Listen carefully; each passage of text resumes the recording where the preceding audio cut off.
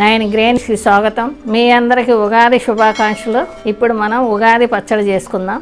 ఈ ఉగాది పచ్చడి మీరు కూడా చేసి టేస్ట్ చూసి మీకు నచ్చినట్లయితే లైక్ చేయండి, షేర్ చేయండి, కామెంట్ చేయండి.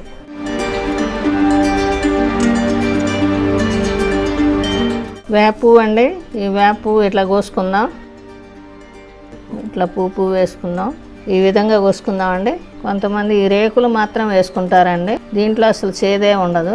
వేప పువ్వు తిని లాభం ఉండదు. చేదు మనకి ఒంటికి తగలాలి. అందుకని వేప పువ్వు పచ్చడి తినమంటారు ఉగాదికి. ఈ పువ్వు కోసుకుంటే కొంచెం లైట్గా చేదు ఉంటుందండి. అచ్చగా రేకులు అయితే చేదే ఉండదు అసలు. ఈ పువ్వు మొత్తం వేసుకోవచ్చు. ఫ్రెష్గా ఉన్నాయి పూలు.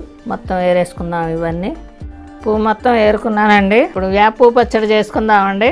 కప్పు కొబ్బరి ముక్కలండి, ఒక కప్పు మామిడికాయ ముక్కలు, ఒక కప్పు అరటిపండు ముక్కలు, ఒక కప్పు బెల్లం, చిన్న నిమ్మకాయ అంత చింతపండు నానబెట్టి రసం తీసుకున్నానండి. ఒక పచ్చిమిరకాయ సన్నగా తరిగి వేసుకుంటున్నానండి. ఒక చిటికెడు సాల్ట్ వేసుకుంటున్నానండి. కడిగి పెట్టుకున్న వేప పువ్వు అండి ఒక కప్పు. వేప పువ్వు తింటే ఒంటికి మంచిదండి. ఎక్కువ వేసుకుంటున్నాను నేను. ఇది కలుపుకుందాం.